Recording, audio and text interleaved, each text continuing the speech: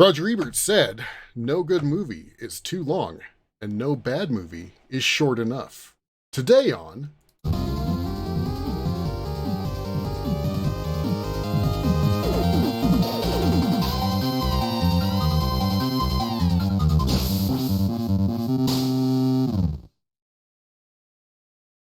Hey everybody, welcome to another Press B to Cancel. I am your host this week, Sinistar77. And joined today, I have three of my cohorts. Werewolf, how are you? Werewolf, we cannot hear you. I was totally muted. I was like, I'm doing all right. Hopefully I'm not still muted. And I looked. I'm being mocked. Crap, I was muted. Go me. That was perfect.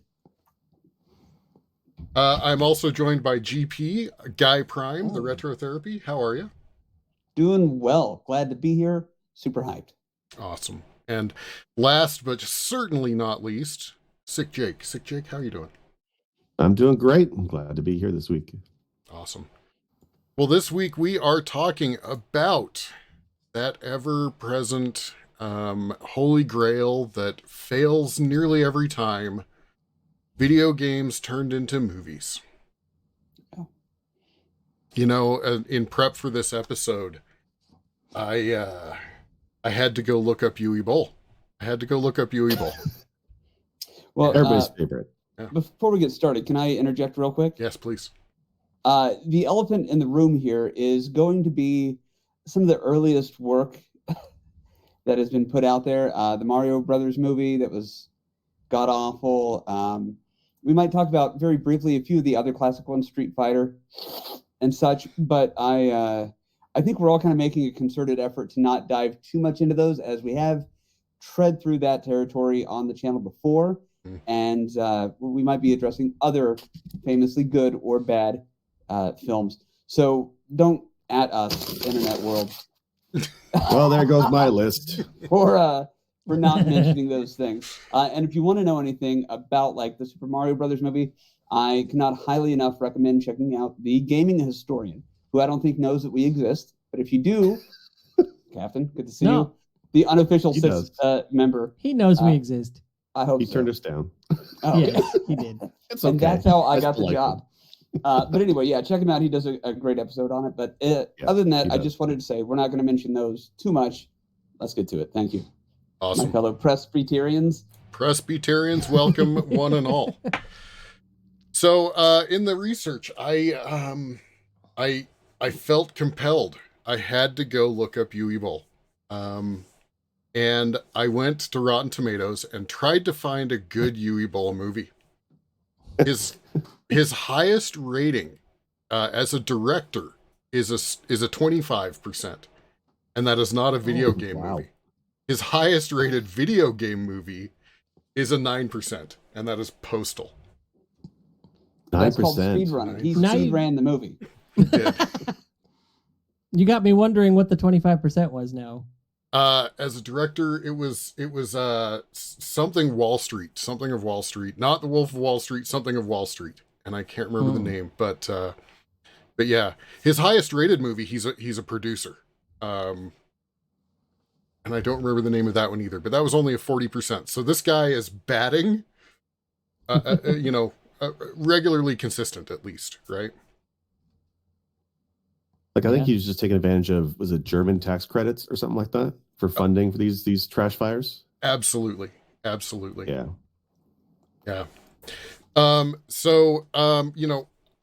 I was thinking about the games turned to movie, I thought it would be easy to pick on Uwe Boll. And I bring up Uwe Boll because, he has offered to fight people that have badmouthed his movies. And Uwe Boll, hi. Wow. Yeah. Calling him out. So, I remember Jake asking in prep of this episode of, can we come up with 4 good movies? Because we normally, when we try to set these up, say, what's your good and what's your bad example, right? And I started looking. Did anybody come up with a good example? I have one. Yeah. Okay. Yeah, I've got a really, really good one. Okay. Okay. Well, which one of you wants to start? Please, by all means, Jake. Okay. My good example is the recent ones, which is the Sonic the Hedgehog movies, both 1 and 2. I had the same thing to say at both of them. I think that is, I mean, they're. There goes my list. I was going to say Kidding, that. I mean, they're pretty good movies. I mean, they're not going to win an Oscar, obviously. They're not my favorite movies, but in terms of video game adaptations to the big screen, I think they do it pretty well. I know there's a lot of controversy with Ugly Sonic before it came out, and they went back and retooled all that stuff, which later became a meme in other movies. But Jim Carrey, I think those two movies kind of introduced Jim Carrey to a younger generation of Jim Carrey's thing. Like I really liked Jim Carrey's earlier comedy movies. He kind of abandoned that for the longest time when he kind of semi-retired.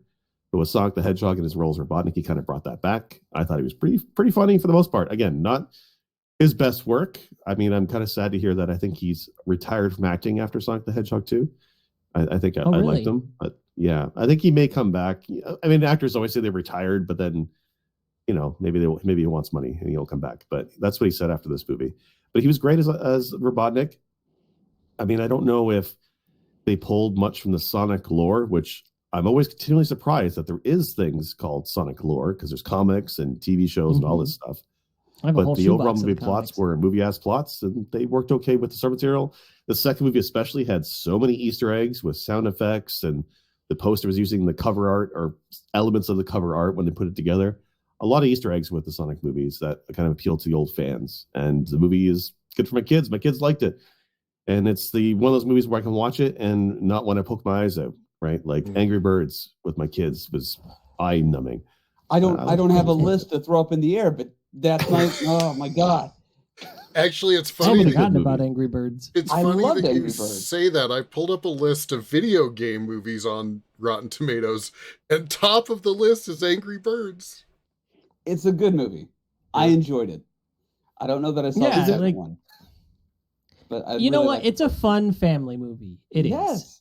And it's better than like there have been more legitimate attempts at family-friendly movies that have just been god awful. Yeah. And at least Angry Birds is a fun watch with the family and the kids, And so many of those awful ones, I feel like the script finds its way to Dwayne "The Rock" Johnson. Now, Mr. "The Rock" Johnson, I'm not trying to start any beef. We just got over our last quarrel, and there goes my list. Okay, from now on, I'm keeping paper by my office. No, I'm being serious. The Angry Birds movie was fun, and how do I say it? I enjoyed watching it. I enjoyed it because my kids enjoyed it, and like Jake had said, it's not one of those movies where I'm wanting to peck my eyes out. But that said, if somebody said pick a video game based movie to watch and your family is leaving for a couple hours, I'm not going to put on Angry Birds. I'm going to watch Silent Hill. So the question then becomes, is it an objectively good movie or a subjectively good movie? It's not winning Oscars, obviously. It's Sean Bean vehicle where he survives. So I think that's part of the curse, right? Is that a real Sean Bean movie if he doesn't die? Come on. Yeah, if he sees not my book. Credit crawl, then yeah. But I got to say, I'm a big fan of the video game series Silent Hill. And even though they didn't introduce like Pyramid Head until the second one, to throw him in the movie and do him the way that they did him and the characters, it was all just so creepy. And I loved it. And man, I just... video games have come a long way in the kind of material they can present to people. And I just felt like that movie was kind of this fun, terrifying, creepy thing. And cool franchise. I enjoyed the movie. I'm not going to call it a good movie, but I enjoyed the hell out of it. I liked it. Sorry, I'm there with you. I loved... Yeah, we're far enough in at this point. I loved the Silent Hill movies. I thought they were a lot of fun. And for all the moments in Silent Hill, both the games and the movie, that creep you out, there's one moment that feels far more realistic than any moment from the games or the movies. Is that moment when Pyramid Head gets called away by the siren at the school where everybody's there. And I'm pretty sure this is the second movie, right? Where Sybil is there and, whoa. Yeah, we had Jake drop for a second. Oh, okay. Oh, well, now we're I'm back all out. now. Of, That's now we're weird. all out of order. So- You can just drag and so drop the Sybil- camera, What's Sybil, the cop, after Pyramid Head leaves and everything goes back to normal, just out of nowhere, she just starts going, "What the fuck?" You know. So I remember thinking that is exactly what my reaction would probably be in that situation. Yeah. And the audience at the theater was laughing their ass off at that moment because it was just so real, but also hilarious. I loved that. And I love any movie that can make a character basically the avatar for the audience. If ever you can find a show or a movie where there is a character that's not on the nose obvious, but represents what the audience is experiencing. And if they do it well, it's just, yeah, chef's kiss. Love it. So real quick, I want to get back to Jake's Sonic, though. I wanted to ask this because I have yet to see this. And to me, a Sonic movie is him running in a straight line somewhere, collecting rings, jumping onto little robot, characters that have little animals inside of them. And then, eventually fighting Dr. Robotnik. How did they turn this into a however long, 90-minute, 120-minute movie? You know, with this one, though, there's a lot from video games that don't really translate well to a big screen. And the imprisoning of little animals and devices, probably not a good move. Yeah. But I'm going to say, though, this movie in 2020 being released makes a heck of a lot more sense than it would have if it was released 10 years ago because of drones, right? Drones are so prolific now. I mean, a lot of people can buy a drone. Not everybody has one, but lots of people have drones. It makes sense that Robotnik in this movie, in a real life movie, is a master of technology and has all these crazy drones. It kind of fits better. Because, I mean, if they did this like 10 years ago, it'd be something stupid like Robotnik's helicopter or something. It wouldn't be nearly the same kind of thing. So I think they adapted it there. The rings, I'm with you. It's weird that it's a video game movie that takes place on Earth. That always felt weird. But then I just realized there's Sonic Adventure, the game, which takes place on Earth with cities and people. And I don't like it. It's weird. But I mean, there's precedent for the movie to be in the real world with that. I mean, they do nods, right? Like they do show other realms where he comes from. He uses the gold rings as teleporters. I guess he uses them in the games to teleport into bonus stages. So kind of there's stuff there that lines up. But they somehow converted this into, let's say, an hour and a half plus long movie. Yeah, I mean, there's enough there, right? I mean, it's like the idea of like on the Sonic being on the run, Robotnik chasing him down because the quills are like a power source. Like there's enough there to fill a 90-minute movie. We've certainly seen worse movies with 90 minutes. So yeah, I'm sorry. No, Did somebody say Morbius? I didn't. No. It's Morbin time. Yeah, Sonic was a decent movie, actually. It was probably one of the better video game adaptation films I've seen. And while it doesn't, hardline ride the story of the games, it represents the IP well. Unlike, the Super Mario Brothers movie, which I know we're not going to get into, but I mean, that movie did not stay true to the material and it didn't tell a decent story. Wait, I love the movie. You're saying Dennis Hopper with like the ultimate moosed hair does not equate to Bowser? I don't think he claimed to be Bowser. I think he was just Koopa. Okay. Yeah, he was just King Koopa. There's a difference there. But I asked the same question when I talked about Super Mario Brothers 1. Is it King Koopa or Bowser? And y'all said in it's that just one, it's Bowser. King Koopa. I said it depends on if it's Dennis Hopper. That's fair. That's fair. So real quick though, here the kind of a question that I think is going to be relevant to differentiating good and bad IPs in their conversion to film. Are there certain franchises that we're okay with them taking liberties with, like Sonic? We just got them saying, Jake, well, okay, there's precedence here, and if you kind of look at the rings as a source of transportation, whatever, okay, that makes sense. But if they were to do that, let's say they made a live-action Zelda movie, would you want them to be that, generous with the liberties that they're taking? You couldn't put Link in downtown Manhattan. You know what I mean? Watch me. You know what? Fuck it. As soon as I said that, I'm like, I would watch it. So they whatever. put Mario in Sonic basically has Manhattan. been. Yeah, they did.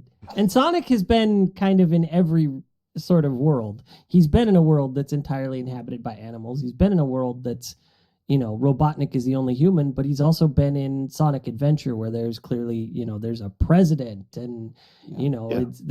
there are levels based on real life locations.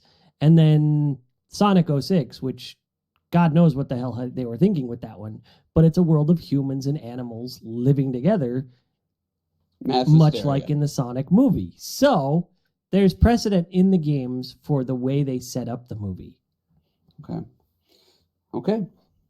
Okay. So I guess my simple question is, should I go watch the Sonic movie? Yes. Yeah, Oh yeah, sure. Okay. It's great. it's fun. And what about number 2? I can't say.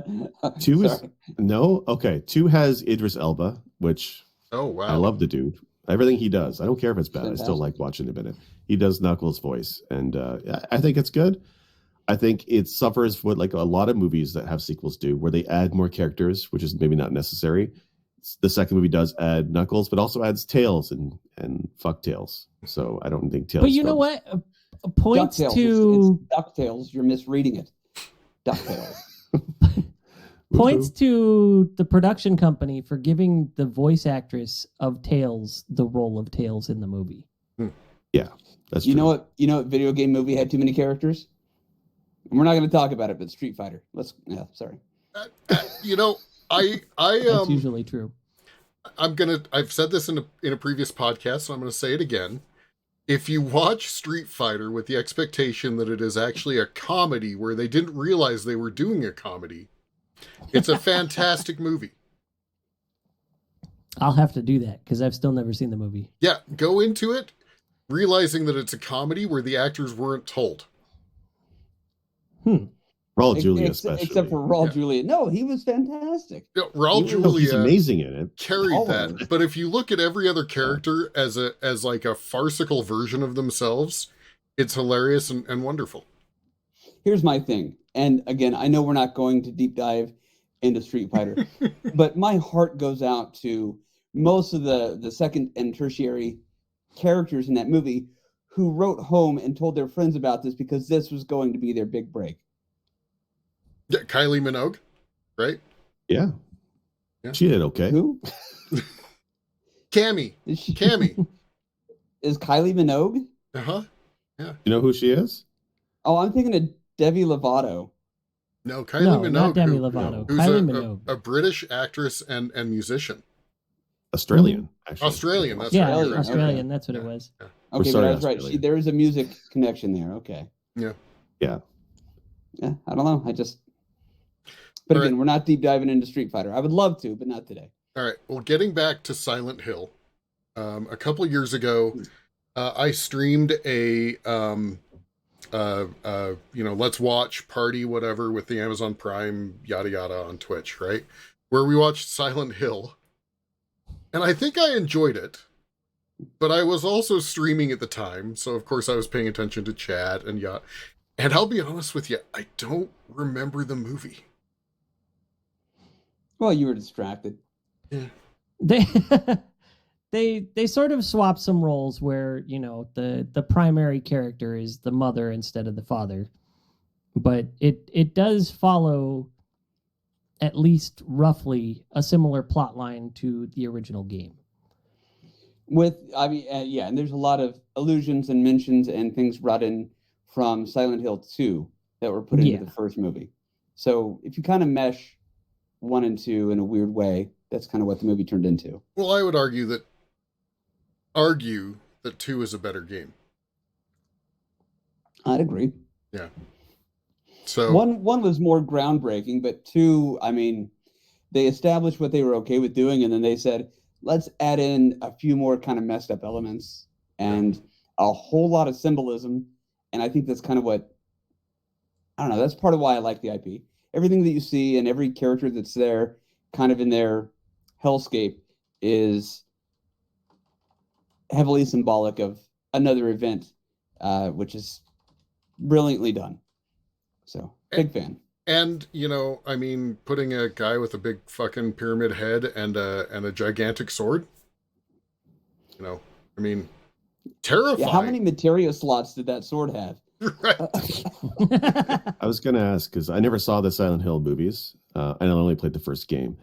But I remember from the first game, some of the enemies were really kind of gross and out there. Like the skinless children, I think, was in that game, and then Crazy Nurse, I think. Did they actually have like enemies from the games represented in the movies? I think they had the nurse looking They women. had the nurses. They had Pyramid Head, of course. Right. right, Yeah. and then the big bad. Yeah. Well, yeah. So yeah, not every single thing. It wasn't. Well, no, I'm thinking of Resident Evil now, which is a whole other can of worms I'm not going to get to yet. I do believe the movie had Dahlia, right? Yeah. Okay. So it may not have the exact same, little scaries throughout the movie, but it does have major characters that are represented. That's the thing. I kind of feel like one of the reasons I like the movie is because it did try to focus more on telling a story as opposed to the fan service of shoehorning in everything that you recognize from the game. And I appreciate that. Because, I mean, honest to God, the stories with Silent Hill, if the video games were never made, the movie series would still be worthwhile because of the story it tells. I believe the composer for the games was brought on board to help with the music of the film, too. That's cool. Oh, that's neat. So, yeah, that's really cool. Okay, well, I will say that as I said, I don't remember much about the movie. I remember a couple like scenes in my head, but I do feel like I want to go back and rewatch that one. I do too, just because I haven't seen it in so long. And if you really want to make a day of it, watch Silent Hill, Sonic 1 and 2, and then Silent Hill 2. And and then Street Fighter as a comedy. Right, in the day, something nice. That's a full day. Wow. Yeah, that's a balanced breakfast. Yeah. And then if you want to finish it off, not video game, but then watch at least one of the extended releases of the Lord of the Rings movies. Oh my. That's a weekend right there. That's a weekend. Yeah. Sinstress and I. Did tried you guys to watch look at the them all list in of one day. highest grossing video game adaptions by chance? I did No. not. Do you want to take a guess about what the top three might be? I have them here. Okay, well, let's some of these movies have been out longer than the others, so I'm going to assume Mortal Kombat is on there somewhere in the top 3. Are these now? Is this No. all-time grossing or is this box office gross? Let me see here. This says, I think we're overthinking this. The following list is the highest grossing film adaptations based on video games, including live action, blah, blah, blah, blah. Oh, okay. Highest Advent grossing of all Children? time. I don't know. Highest Sonic. grossing of all time. Sonic. Not top 3, but they are in the top 10, both of them. Top 3. Gosh, I don't know because I was really surprised. Blood Here's a Rain. headline for you. The top 3 video game adaptions, the number 1 might surprise you. And no, Blood Rain is definitely not on this list.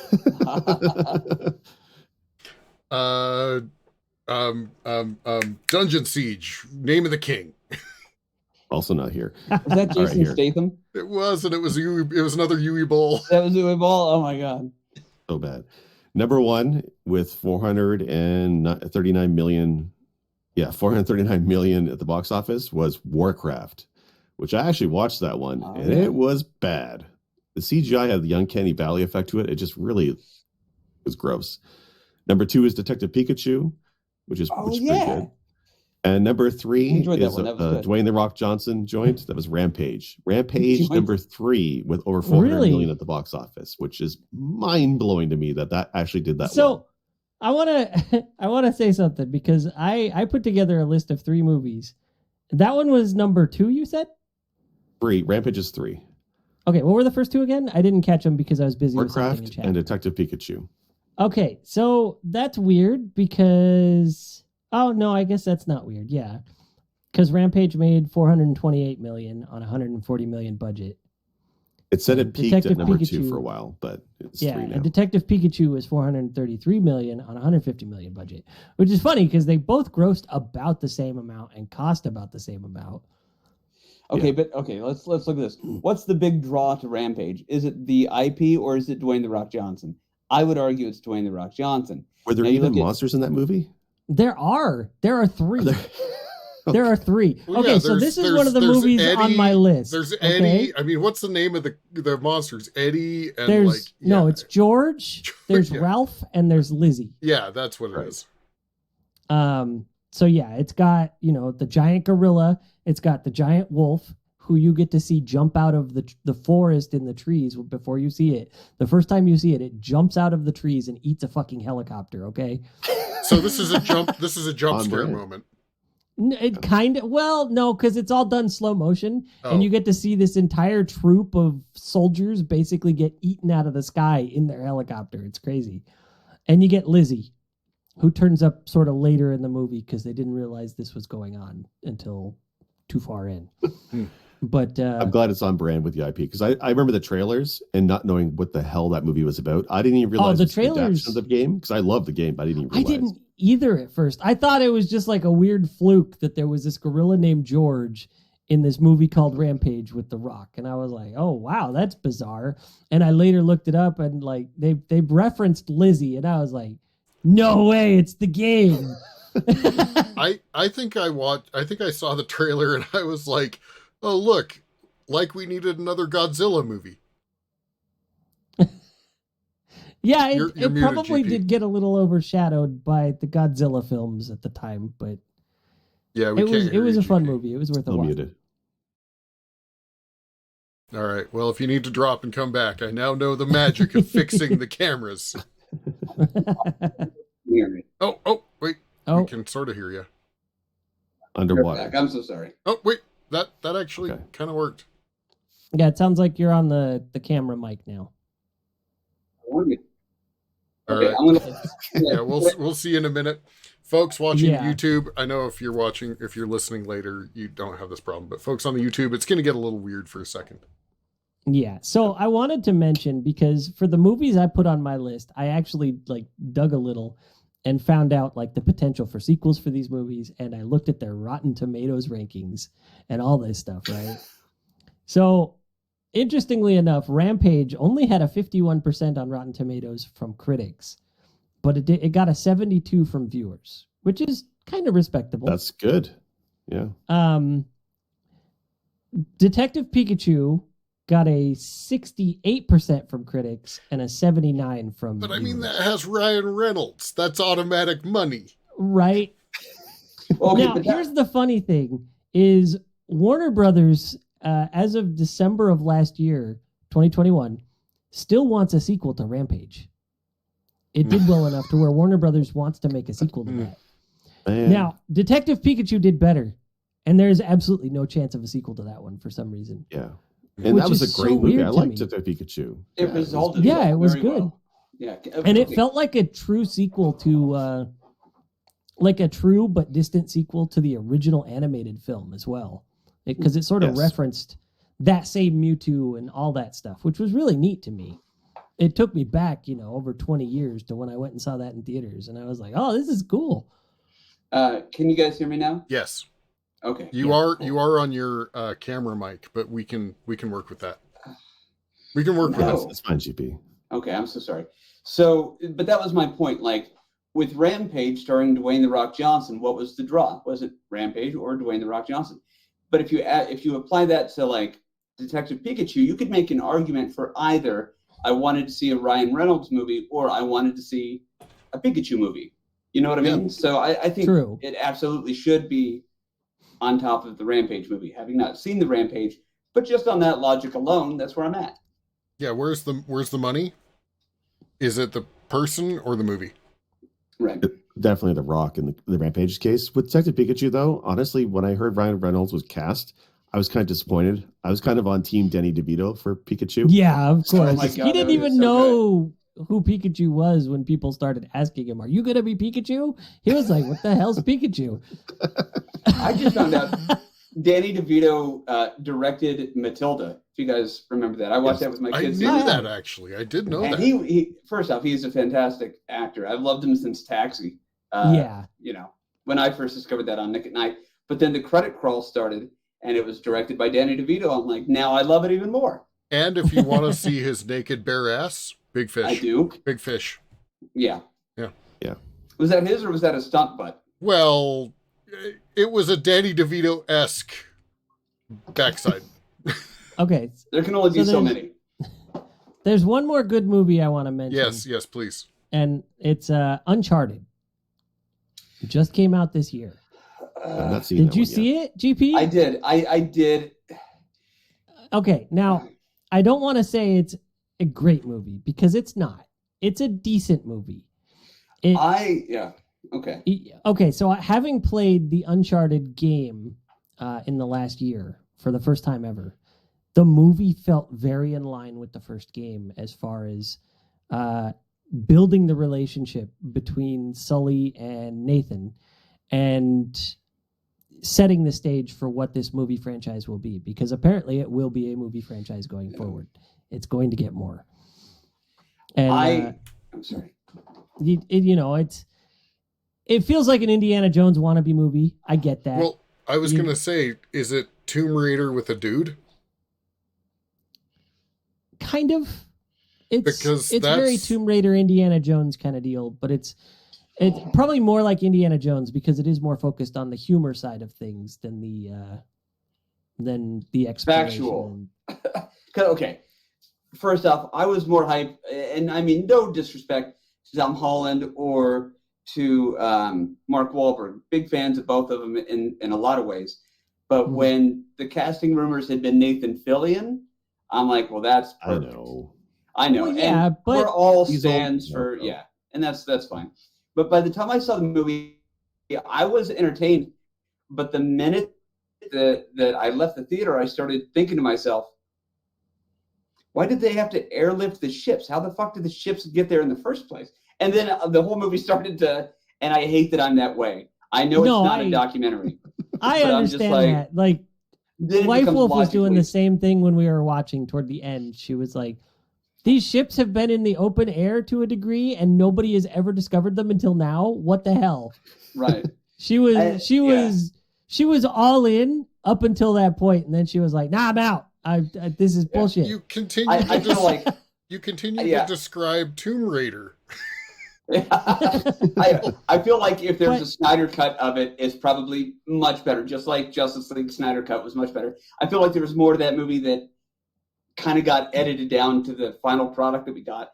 I thought the chemistry between Tom Holland and Mark Wahlberg worked.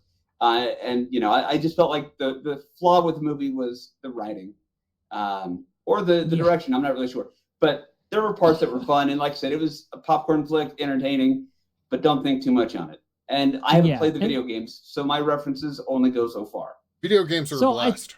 They are a blast. Yeah, so I've only played the first one, like I said, and I've not even finished it. I'm like near the end, but Kiddo kept wandering into the room at the end where there's things that were a little bit inappropriate for him. So I didn't want to end up with him having nightmares, so I was like, all right, no. But I think the fact that they wanted to create an original story that sort of told where Nathan Drake came from and introduced Nathan and Sully to each other rather than them already being an established relationship, it did more damage to the story than it helped. I think that's where the problem lies. Because the first game picks up and, immediately Sully and Nathan are friends, but you can see that there's a little bit of distrust between them. And they make you question that throughout the game, which is great. And by the time they tell that story in the movies, the viewer is not going to be like, can I trust Sully or not? Because we already know that Sully can be trusted from Nathan's perspective. So it kind of shoots that idea in the foot for later, which is unfortunate. But I do feel like Tom Holland did a great job. I feel like Mark Wahlberg did a great job as the characters. And it's actually kind of funny because Mark Wahlberg was attached to this movie since he was supposed to be Nathan Drake. And then they finally told him, okay, we got the cast filled out. Are you ready to go? He's like, yeah, who's playing Sully? And they're like, you are. And he was like, what? Who's playing Nathan? Tom Holland. And at first he was upset about it, but as they were filming, he was like, you know what? He's the one doing all the hard work. I got the easy job. I lucked out. It was in development hell for like years, right? Like forever. Yes. I remember. Yeah. I like Tom Holland a lot. Like as Spider-Man, he was fantastic, but I feel like he maybe typecasted as the kid, even though he's mid-20s now, late 20s. But he feels I have no typecast idea. as a younger actor. I don't know. He looks great for 45, but he is the most shot out 12-year-old that you will ever see. And I look horrible for 46. So there you go. Whatever, you're gorgeous and you know it. Well, thank you. Can't all be Mark Wahlberg. Wife Wolf really likes Tom Holland. Like, he's probably second to Tom Hanks for her. I really appreciate Tom Holland.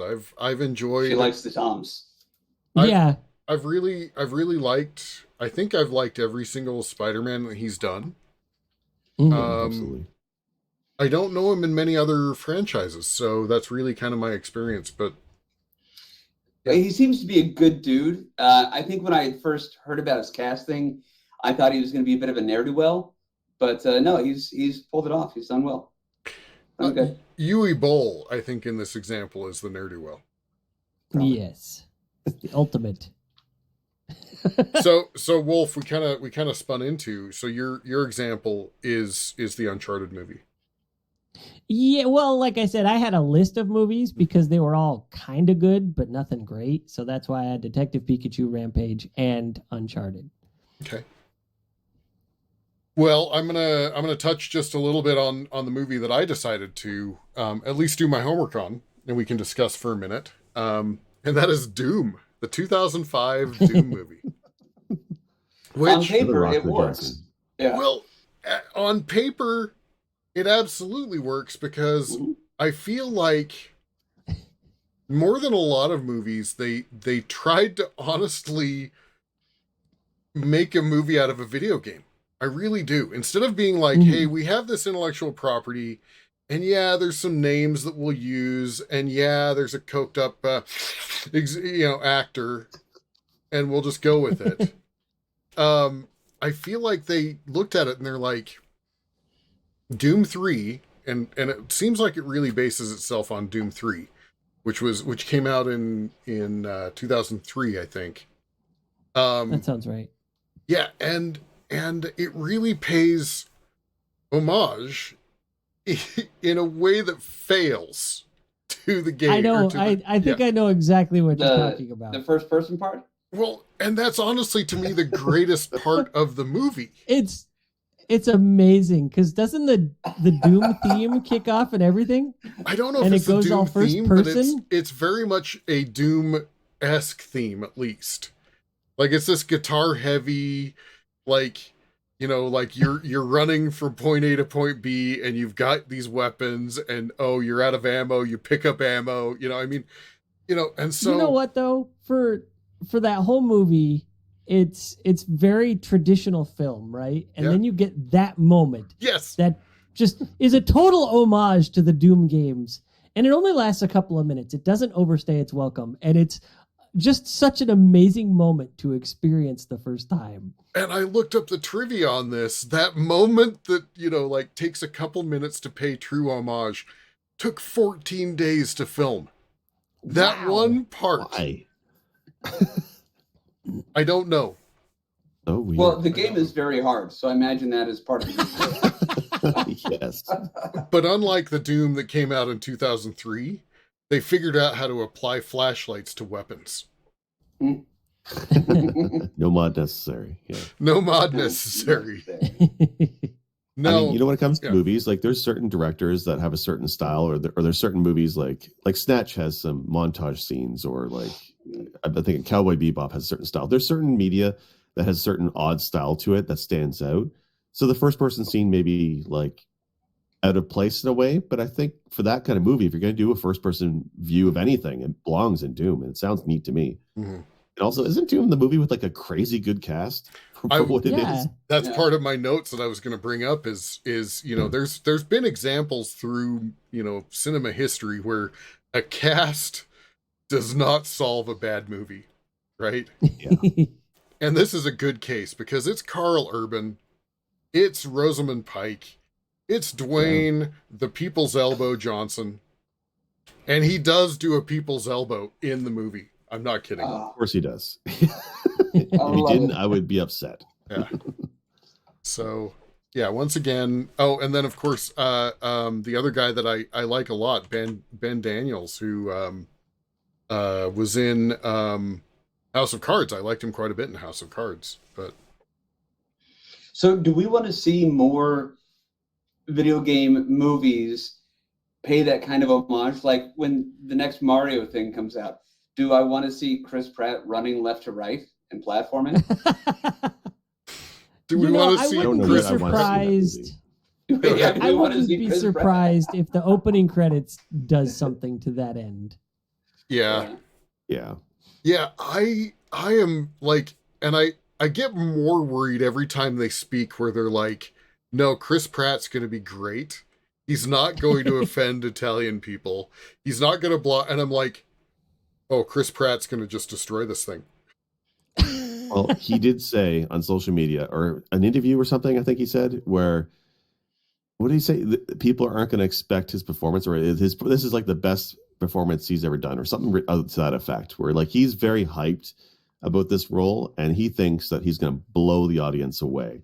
Wow. I like Chris Pratt a lot. I love him Guardians of the Galaxy. I love him Parks and Rec. I like the actor, but he always plays the same character himself. I can't see him playing anything different. He's the hilarious, lovable. Way, right? He's the hilarious, lovable doofus, right? Yeah. And yeah, that's even not Mario. in Luigi, maybe. What was that Amazon movie where he dealt with going to the future? Tomorrow War. Yeah, Tomorrow War. That was a good movie. I enjoyed it. And aside from the fact that, you know, he's a damaged ex-military with PTSD, he's still that same character outside of that. Like Jurassic Park, same idea. Fighting dinosaurs, still that lovable goofball. Every role, and it's not bad. I like him, but as Mario, I don't know what I want from that movie. I don't even know. Yeah, well, I mean, it's also coming from the people who did Despicable Me and Minions, right? So yeah, that throws spaghetti at the wall to see what sticks too. I don't know. This could be anything, really. A solid cast too. Like it's who's the guy from Key and Peele? One of the guys from Key and Peele is in it. Key or Peele? Keegan Michael Key. That's the yes. You got two options. It's either Key or it's Peele. I can't remember. One's doing horror movies and one's doing Toad. I can't tell. Okay, for real though, every single thing that Jordan Peele is putting out right now is fire. I'm so excited to see No. Oh he yeah, is an amazing talent in so many different, and so is Keegan Michael Key. I'm a big fan, but man, not to dive into the weeds, but since Tris and I just went camping, and while it was raining one night, we watched Us. I had not seen it. Oh, so good!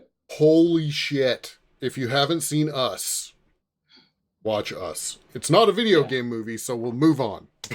Well, no, because I have to say, I just made my wife watch Get Out. I'd seen most of it before, and she was like, somebody told her there's a twist, so the whole time she's trying to figure out what it is, and she got kind of close, and then the twist happened, and she was like, "Oh my god!" Anyway, yes, moving on.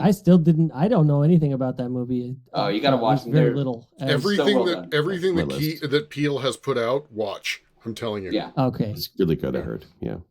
I do want to see that one. And Bradley Whitford playing a villain again. Oh yeah. I'm all for it. So dancing back over to Chris Pratt. Yes, please. Let's get back on topic. If you guys want to do a Jordan Peele episode, I'll be there for it, and I'll see if he'll join us. I don't think he will. He might. He's kind of that guy. If we found a way to reach out to him, he might show up. He might do it. Well, let's not overpromise anything. But okay, going back to Chris Pratt, there are actors out there who only will play the same character over and over. And while he is kind of one of them, he is by far not my least favorite. Looking at you, Michael Cera, with the exception of Scott Pilgrim, Michael Cera is kind of just the same character in everything he does. It's not that they're bad movies. Juno was fine. There was one where he plays his character and then like a French character that is like his imaginary friend. It's hard to explain, but he was very good in that. But it's hard to look at, Arrested Development. It's hard to look at any of the Michael Cera stuff, and you're always aware that it's Michael Cera. And this is how I'm saying it. It's the same thing with Chris Pratt, but I like the Chris Pratt character a little bit better. An example of a good actor that always acts like himself is Christopher Walken. Okay, but does he? It's kind of like Jeff Goldblum. Jeff Goldblum is doing a character where he's Jeff Goldblum. Like, it's this like layered performance piece that is Jeff Goldblum, and it's beautiful. Yeah. All right. Well, we've totally dived off of video game movies. But have we? But have we? That's true. That's true. I'm kidding. By the way, every single one of these movies we're wrong about. Everybody we've talked to or talked about is actually Gary Oldman. I was actually expecting that when you were halfway through that sentence. I was like, oh, he's bringing it to Gary Oldman. I've become predictable. No, we talk about Gary Oldman too much behind the scenes is all. So if we have a minute to talk about, I've been watching YouTube chat for those that are watching the podcast or listening to the podcast later. We do this live on Friday, mostly live on Friday nights. And somebody brought up Ready Player One, which makes me think, or makes me ask, not necessarily Ready Player One, which was a fantastic book and fuck the movie. But I also think about, and I have not seen it, but Pixels. What about movies where it's like, and here's a great example of a movie that is a video game movie that is fantastic, Free Guy. Yes. Free Guy's pretty Free good. Guy was great. Those are celebrations of the culture, though. Yeah. That's definitely the case. Like, I enjoyed Ready Player One the first time I saw it because I hadn't read the book yet. And then I read the book and I loved the book. And then I went back and watched the movie and it was okay after the book. It wasn't great. It wasn't terrible. There were some points that it missed, but overall it was still the same celebration of the culture that the book was, despite all the changes that they made to it. And a lot of them were for brevity's sake, and some of them were just because, it's kind of hard to sell people on going to see a Hollywood blockbuster when everybody looks average. Well, there's the other problem. There's the other problem that the market that they were trying to push for is not us, who was raised in the 80s playing Pac-Man, playing Atari 2600, playing, second edition Dungeons and Dragons. Like, it's hard to push that. I understand that a lot of those references they had to modernize. I understand that. Yeah. I disagree. I mean, forgive me for interjecting here again. I know I'm talking way too much and over people today. We'd noticed. But yeah, you guys know me. I'm sorry. It should have, there's no reason for it to not be like a Netflix limited series.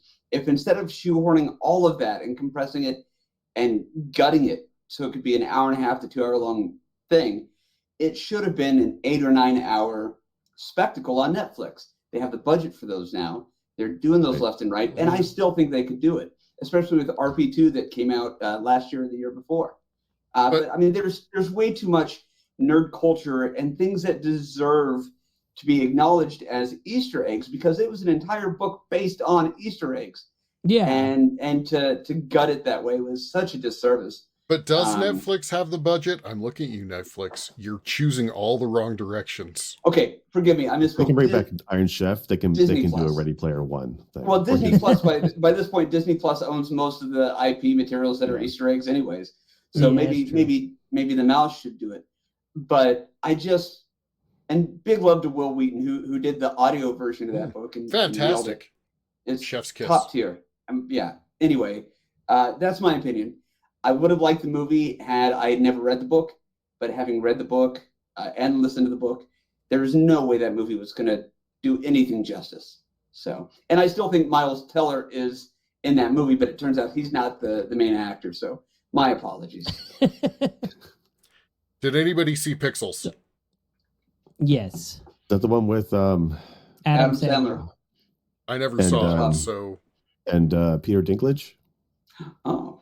Yeah, I do think he was in there. I think it was in that one. I remember falling asleep during it, if to be honest. The movie was not great. No. It was, and part of the problem is I like Adam Sandler when he acts. I'm not a huge fan of Adam Sandler when he's screamy Adam Sandler character. Yeah. And Pixels is screamy Adam Sandler character. That he would be another good example of an actor who is very much usually the same. But that said, his last couple of things, Uncut Gems, was not a typical Adam Sandler thing, and it was phenomenal. The new Netflix movie he did called Hustle. Hustle was really good. Huge reviews. I can't wait to see it. But yeah, the Adam Sandler character didn't really age very well after the 90s. He's done a few things that have been good, but for the most part, they make me miss Adam Sandler from the 90s. So to see him doing this other stuff, and not that this is at all what the conversation's about, I still love Adam Sandler. Cheers. Well, it kind of is because, Happy Madison, the character, is kind of one of the downsides of Pixels. If it were not, I think the movie would have been better if it were like a Seth Rogen film instead. It still could have been the same cheesy shit, but I feel like the not yelling Adam Sandler in the movie would have helped the movie. You know what I mean? Gotcha. Plus And I mean, the movie was a total cheese fest and flick. silliness. And, That's all he does. well, yeah, but I mean, come on. Pixels already kind of is a stoner flick anyway. Yeah, okay. You're not wrong. Yeah.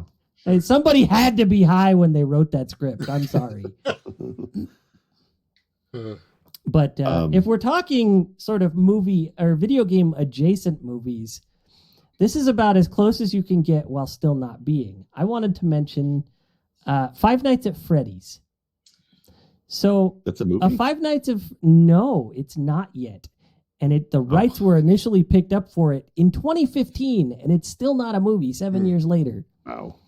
To the point that 2 other movies have come out, either rumored to be based on, so I'll mention the first one. There was the Banana Splits movie that came out in 2019.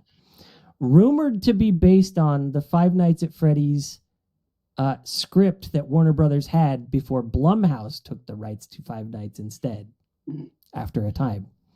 And it's a slasher flick. The Banana Splits is a slasher flick. Now, I don't know who's familiar with the Banana Splits, but this is like H.R. Puffin stuff, Lidsville, Bugaloos, that sort of thing from back in the day. Very child-friendly kids show. And they turned it into a slasher film, which is just wild to me. But then there's another movie that is so obvious that it's a Five Nights at Freddy's film without the license. It is totally worth a watch just because of how the movie was presented. And this is Willy's Wonderland with Nicolas Cage without a single speaking line. When did that come out? Is that recent? 2021. Oh, okay. See, you just brought up another actor that plays himself in every movie. So much so that he just got a movie that makes fun of the fact that he plays himself in every movie. A couple things. And, couldn't disagree more. Nicolas Cage has a wide breadth of characters that he can play. This, The Unbearable Weight of Massive Talent, even though it's his best weighted or his best rated movie of all time. Oh, Jesus. Look, all I'm saying is Nicolas Cage can play a lot of people. He can play Nicolas Cage, John Travolta. Oh my God. I'm sorry. I'm sorry, audio podcast later. You're missing out. Go back and rewatch. Visual. Go back and rewatch this on YouTube. I love Visions of Nicolas Cage appearing on the screen. We've summoned the Cage. How quickly are we getting sued here? But no, I love Nicolas Cage. No, but this movie is so very Five Nights at Freddy. It's absolutely ridiculous. Like the guy is locked in a place called Willy's Wonderland, which is, a closed down pizza place that hasn't been in operation for years, where the animatronic robots try to kill him over the course of the night. That's pretty much Five Nights at Freddy's, yeah. And it's a non-speaking role. He doesn't say a single thing. Occasionally he yells or grunts inaudibly or like indistinctively, and that's it. Like he's silent the entire movie. He has no actual words spoken. And it's weird because they incorporated the silent protagonist, right? He's also the stranger that just rolls into town and then leaves at the end of the movie. And it's funny because it seems so very video gamey the way it was presented. Because every time he's here to clean this place up because it's a filthy mess. Like that's what he's told, is he's gonna clean it up so that to pay for the damage that he suffered on his vehicle, and he has no money to pay for that, right? So he's here cleaning it, and throughout the night he takes breaks now and then and plays pinball and chugs a soda and then goes back to cleaning, inevitably kills an animatronic robot, goes back to playing pinball, chugs another soda, goes right back to cleaning. Like absolutely nothing is wrong. Like this is just how this world works. Does it at least employ trying to save power and battery and not being able to turn off a fucking fan? No, it doesn't. There are other side characters who are trying to burn this place down, and one of them feels bad trying to burn it down with this guy in it. And so, they're teenagers, and not many of them make it. But this movie, I want to tell you, this movie actually has a 60% on Rotten Tomatoes. Wow. And it was made on a 5, right, from the critics at that. Yeah. So like it scored better than Rampage. It scored better than Uncharted. It scored almost as well as Detective Pikachu. This is wild, right? Because this movie is just, it's one of those movies that's so bad that it's fun to watch. Right. Well, a lot of these video game movies are like that, right? Like we said earlier, Right. Mortal Kombat. It's a bad movie, but I still like watching it. It's still a good movie, or good to me, I guess. So this movie was made on a $5 million budget. Which is a pittance these days. Yeah. Right. But it didn't get a huge theatrical release, so in theaters it only made $500,000. Oof. But Well, this was, also the time it came out was pandemic last time, year. so nobody was going. Right.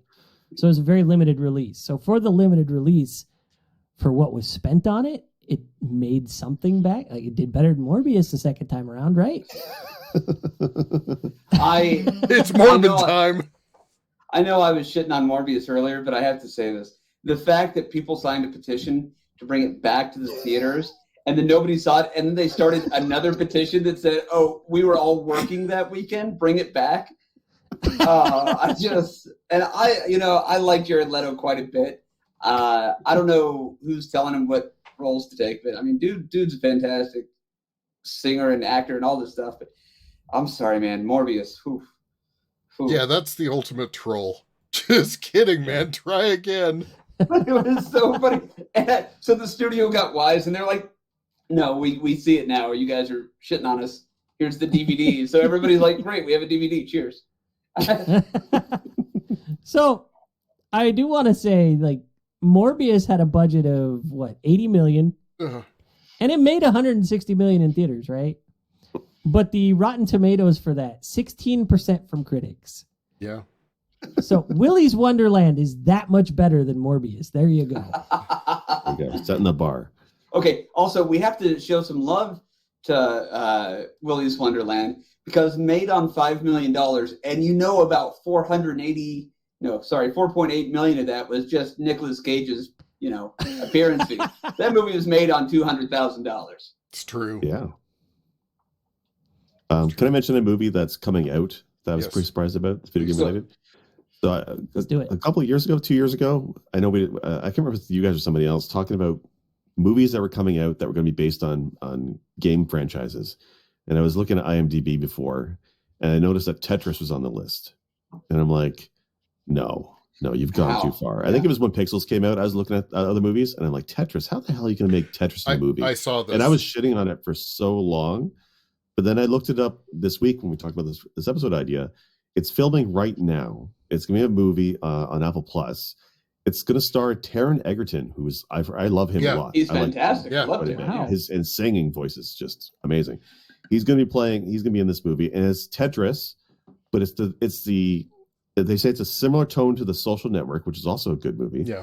Where it's during the Cold War, and they're fighting over the ownership rights to the game Tetris.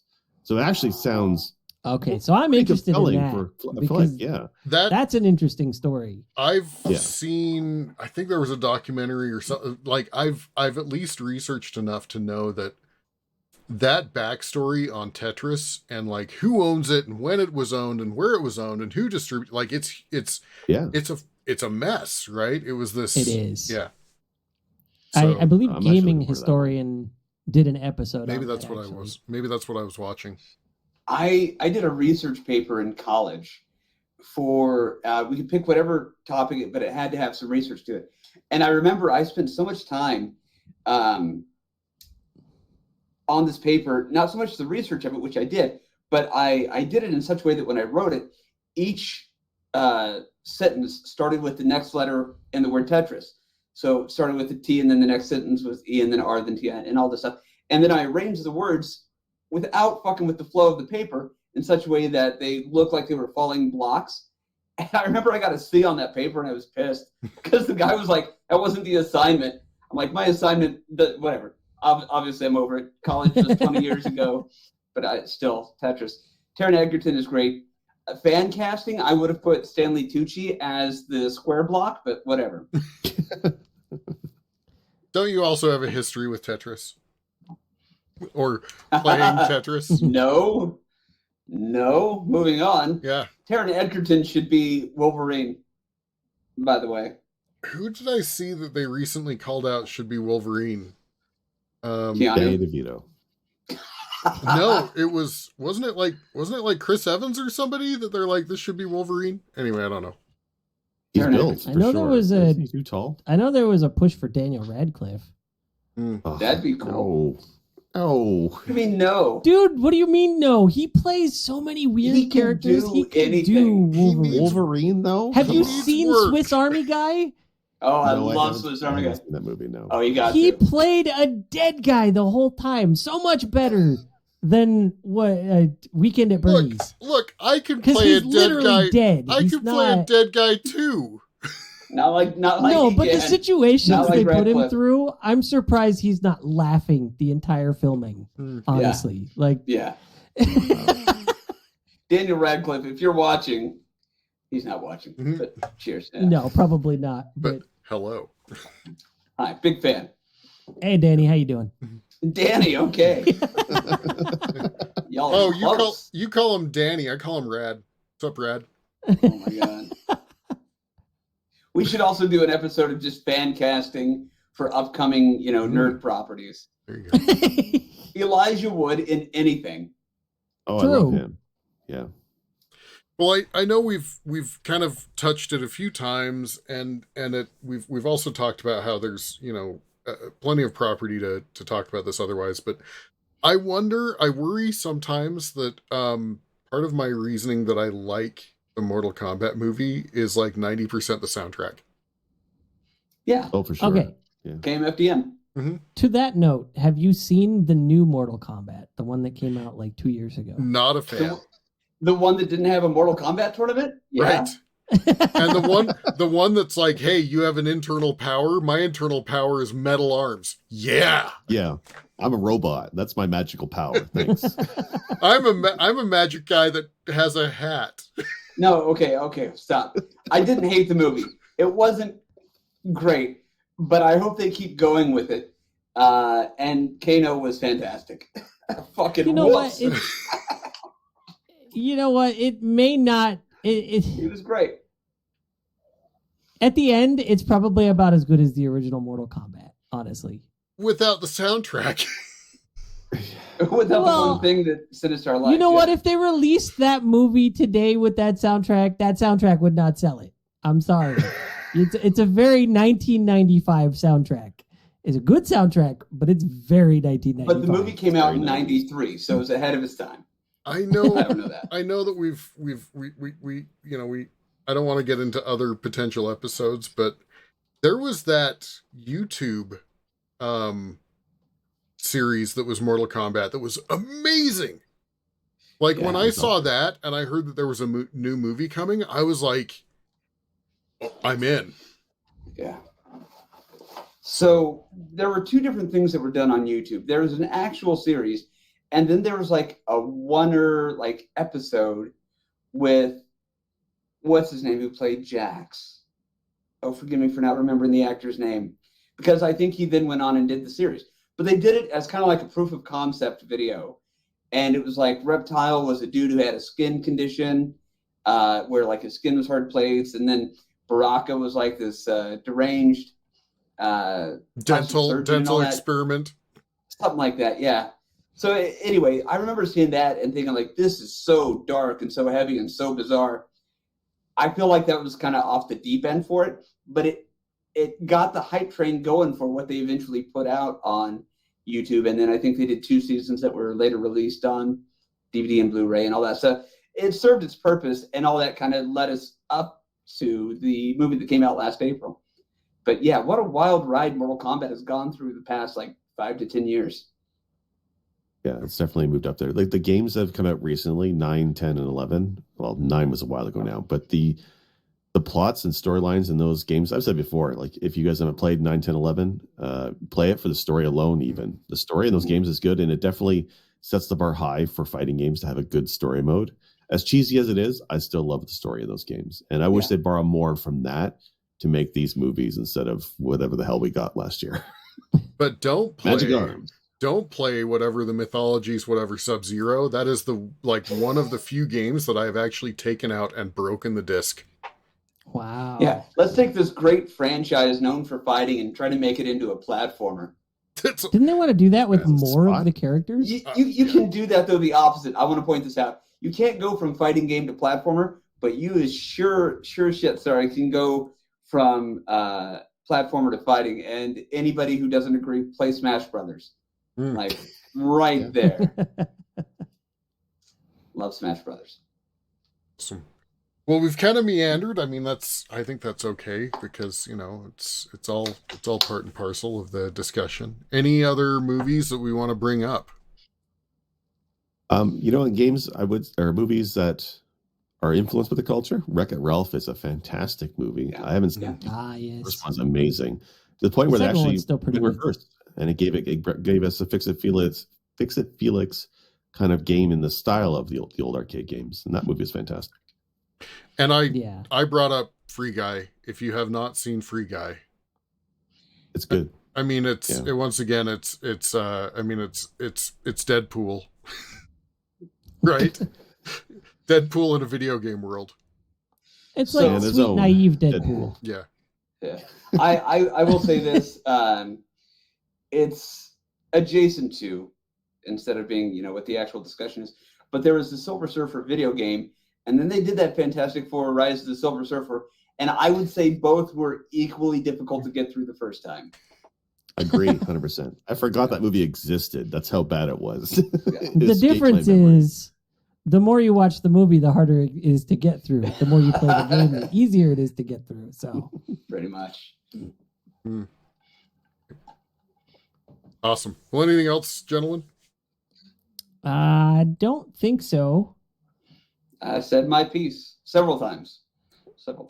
I was going over a list of things, and I saw a bunch of anime films based on video games, like Fatal Fury, and I love Fatal Fury, but I was like, I don't know if that really fits this, so I left it out. Okay, sorry. Quick thought. Talking about Mortal Kombat and how it had a great soundtrack, but the movie might not have been great, but it was fun. You could say the exact same thing for Final Fantasy Advent Children. Not a great movie, pretty cool soundtrack, decent movie, still somehow the best of the Final Fantasy movies, and there you go. Low bar's low, yeah. I like that movie still. I thought the animation was really great.